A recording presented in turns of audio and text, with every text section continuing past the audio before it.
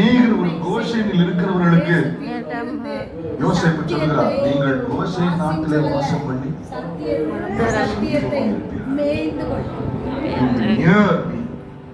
you will be near me. There is no confidence like enjoying the nearness with God. There is no confidence. அந்த தேவனோடு சமீபத்தில்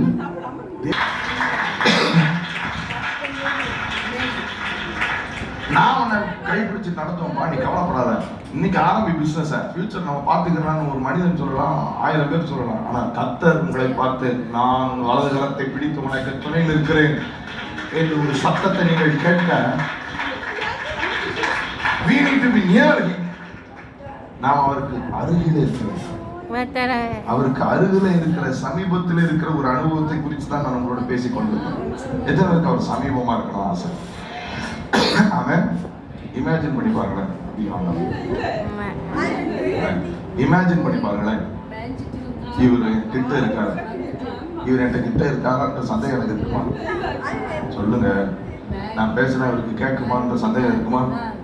அவர் பேசினா எனக்கு கேட்குமான்ற சந்தேகம் எனக்கு இருக்குமா? ஏன்? இது அனுபவம். தெரியும், நிச்சயமாக அது என் பக்கத்தில் இருக்காரு.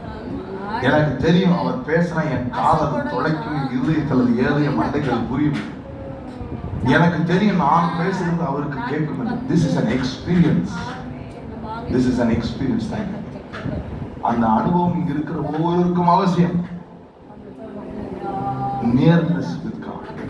அவர் எனக்கு சமீபமாக இருக்கிறார், அவர் என் கூட இருக்கிறார். என்னால சொல்ல முடியும், என் கூட நான் காலையில ஆண்டவர் சமூகத்தில் உட்கார்ந்து நான் பேசுறத அவர் கேட்டாரு, அவர் பேசுறது எனக்கு கேட்டுச்சு. அந்த சத்தம் என் இதயத்துல இம்மாவே பலத்தை கொடுத்தது.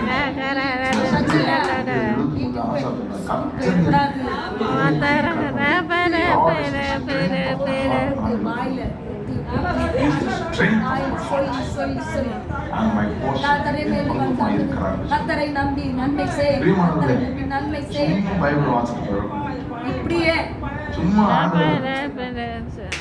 கிறிஸ்தவன், நான் இந்த சபைக்கு போகிறேன்,